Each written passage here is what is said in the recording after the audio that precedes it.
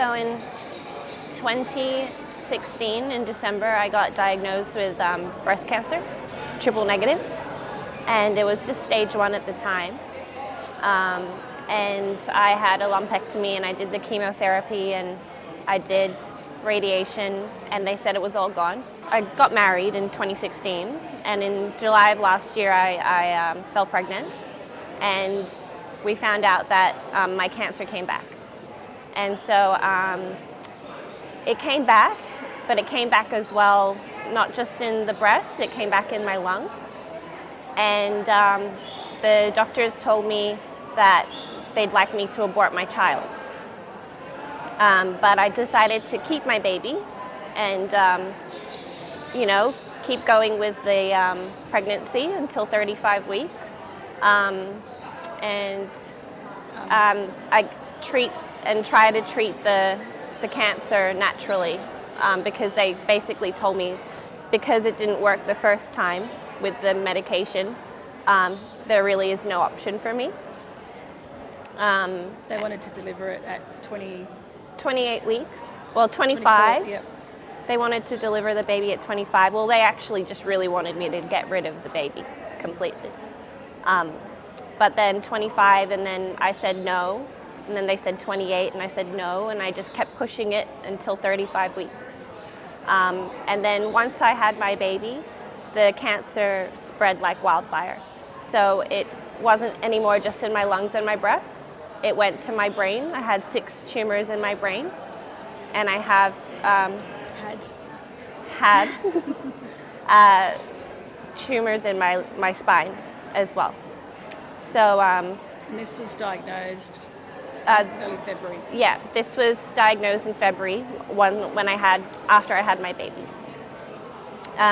So ever since, basically, I was sent to the hospital like emergency because I had these migraines that were just out of control. And that day that I was sent to the hospital, I wasn't supposed to survive. And so basically the whole time I was in hospital, which was 50-something days, they wanted to push everything forward, like in terms of like my son's christening, because they didn't think I was going to make it to attend his christening.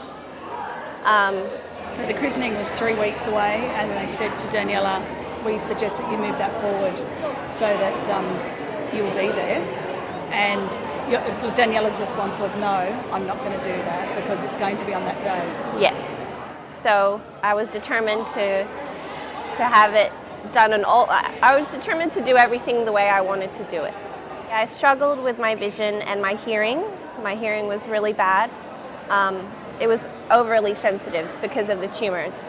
And then also I had absolutely no feeling in my pelvis area. Like to go to the bathroom, I couldn't feel it. And your tongue. And my tongue. So they thought that I had a stroke because my tongue was like sideways completely. To the side. And they were like freaking out about it, basically. And during that time, I had lovely Louisa, and a lot of people from around the world sending me healing. Coherence healing.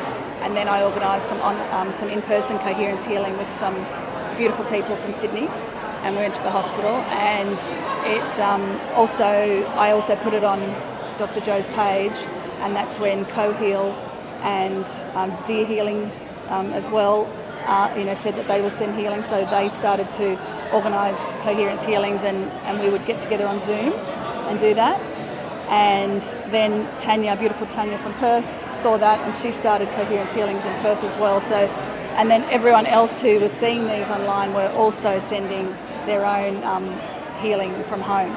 So there was lots and lots and lots of healing happening in that period. Mm-hmm. Yeah. And that's when, within 2 weeks, I think even less than that, I was going into the hospital, and Daniella said, and she was reading her phone, and I said, "You can see?" And she said, "Yeah, I can see now."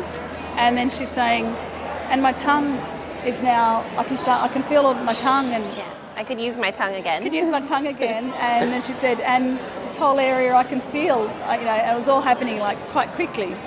Yeah. When I went to my doctor 2 weeks later, they saw significant improvement In all the tumours. in all the tumors. Significant reduction Yeah, in yeah, all the tumours. yeah. So, and then so that's when they decided they want to send me home, because they're basically saying, live your life for whatever you've got left, and do it with your son and your husband, basically. And so, So she went home with a kit full of medicines. yeah, like a box of medicine. Just again in the hospital, even by the time she left, the medication, every time I talked to her, which was daily, was being reduced and reduced and reduced Yeah, at that point. You yeah. know you're cheating the system, don't you? Yeah. So these things here, So I these- said to her, I can pull them out while we're here. Because she hasn't used them at all since then. Yeah. So this is supposed to be for emergency pain, and I was having that every 3 hours. And When we have In February in February. and March. Yeah, up until just a few weeks after I got out of the hospital. But now I'm not having it at all. And the medication that I take, that I'm supposed to take like 6 times a day, I've only had like one painkiller today. At the moment, I'm still doing chemo as long as it works. That's what they say to me. Yeah, they wanted to stop it early April because they said, so when we have that next scan, if it's not improving, we'll stop it. And because it showed improvement, they said, we'll keep going. Yeah. Yeah. But they'd also told you in a couple of weeks before that they were stopping. Yeah. That doctor came in and said that they were stopping everything. Yeah. So they pretty much had written her off. Yeah. Pretty much. That's a horrible way to say it, but really, Yeah. that's what they did. Before the coherence healings, she was introduced to the work last year. I introduced her to the work last year. And so in that time, it was knowing about Dr. Jo's work, knowing about the principles, knowing about what to believe in, what to think in, how to be. And that was all happening, in that time. And then this year it was the coherence healings over and over, and lots of them. And yeah, getting into the meditations, which it did start last year. And Yeah. just having hope and getting here, and It's really exciting. It gives me the, I guess, it really, it emphasizes the hope that he's given me. Because, it's all in your mind. And you have to be strong to be told you're gonna die and just push through every day. I was diagnosed with the worst breast cancer. And every single day I've just said, no, I'm not gonna die. That's pretty much what it is.